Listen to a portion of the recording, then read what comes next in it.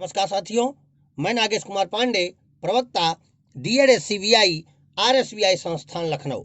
साथियों, आज की इस वीडियो कक्षा में हम लोग दृष्टि दिव्यांग बालक एवं बालिकाओं के बौद्धिक विकास हेतु प्रयोग में लाए जाने वाले अल्फाबेट पजल, यह मुख्य रूप से दो प्रकार के होते हैं। अल्फाबेट पजल एक यह स्वरूप होता है जो आपके सामने मैंने ये रख रखा है, दूसरा ये स्वरूप होता है जो आप ये देख रहे हैं। एक एक करके हम इसको समझते हैं कि प्रयोग करते कैसे हैं दृष्टि दिव्यांग इसको।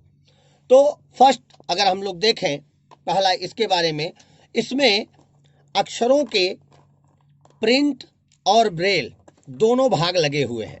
मैंने पहले से ही इनको इसमें लगा रखा था जिससे सारे अक्षरों का एक स्वरूप आपको दिखा सकूं। ये छोटे छोटे इसमें अक्षरों के भाव लगे हुए हैं।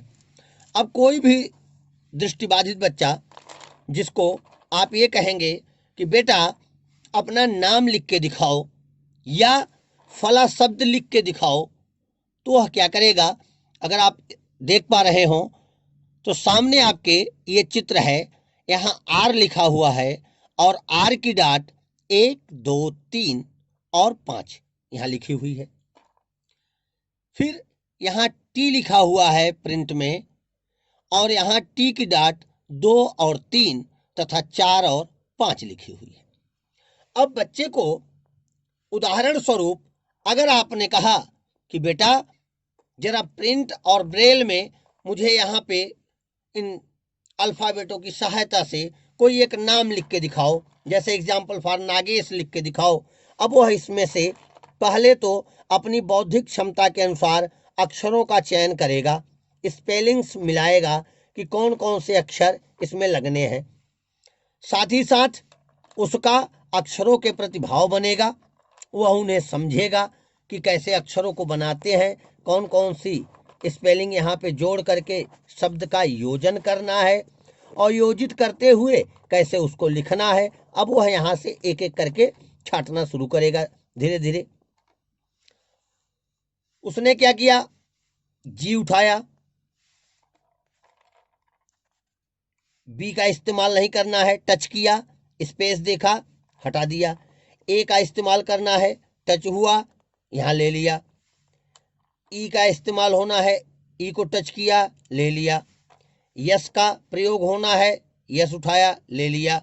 इस तरीके से वो हाथ में एक एक करके।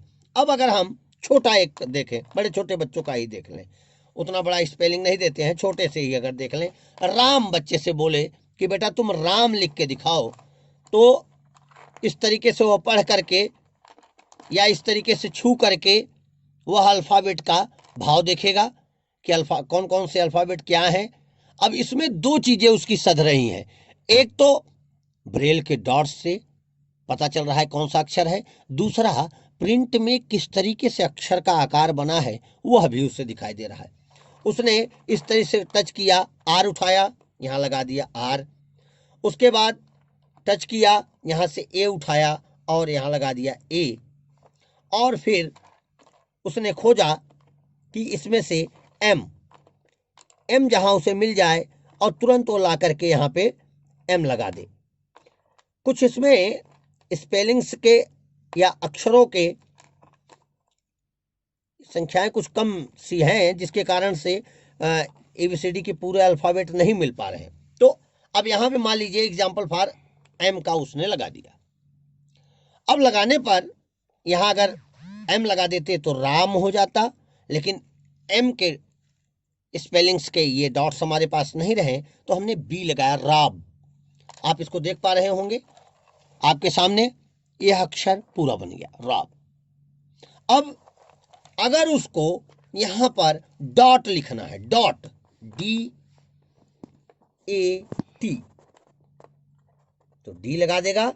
बहुत आसान है बच्चों, बहुत ही आसान। DA और फिर वह इन अक्षरों के पैमानों में से उठा करके यहां पे एक टी लगा देगा, डॉट, डाट लिख दिया। इस तरीके से इसका प्रयोग करते हैं। साथ ही साथ अल्फाबेट पजल में ही दूसरा स्वरूप जो आजकल ज़्यादा प्रयोग में लाया जाता है वो इस तरीके से मिलता है। इसमें भी प्रिंट में अक्षर बने हैं और ब्रेलीकरण किया गया है। और दोनों स्वरूप जैसा आप देख पा रहे होंगे कि इसमें दोनों स्वरूप है, बड़े अक्षर में भी और छोटे अक्षर में भी। अंग्रेजी के बड़े अक्षर में कैसे लिखते हैं और छोटे अक्षर में कैसे लिखते हैं पूरा। अब यहाँ पर हम इन सभी को अलग करते हैं। अलग करने के बाद कोई एक शब्द लेते हैं। इसमें लिखने का एक पैटर्न है। यहाँ पे देखिए, यहाँ पे स्पेस बना हुआ है और यहाँ जोड़ने के लिए लगा हुआ है। अगर कोई चीज़ हमें बनानी है, जैसे फैन लिखना है, तो हम यहाँ पर यूं बनाया, F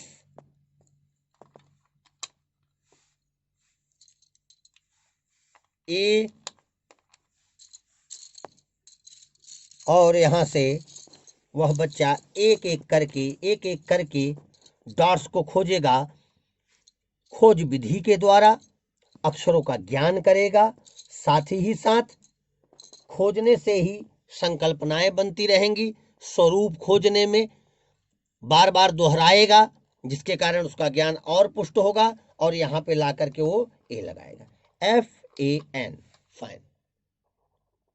अगर कुछ और बनाना है, जैसे NAM, अगर यही हम बना लें, NAM, नेम ही बनाना है, किसी बच्चे से हमने कह दिया, तो उसने पहले क्या किया, N का लगाया, उसके बाद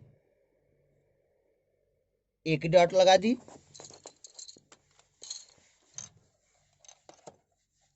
इस तरीके से N,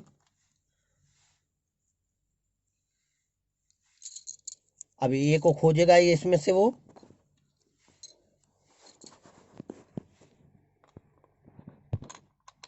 A और M, NAM, नेम। तो इस तरीके से अल्फाबेट पजल का प्रयोग किया जाता है तथा छोटे छोटे बच्चों को इसे सीखने हेतु बताया जाता है। आशा है आप बच्चों को इस तरीके का खेल खेलने हेतु संकल्पनाएं बना पाएंगे तथा खुद भी अपनी संकल्पनाओं को पुष्ट करेंगे। धन्यवाद।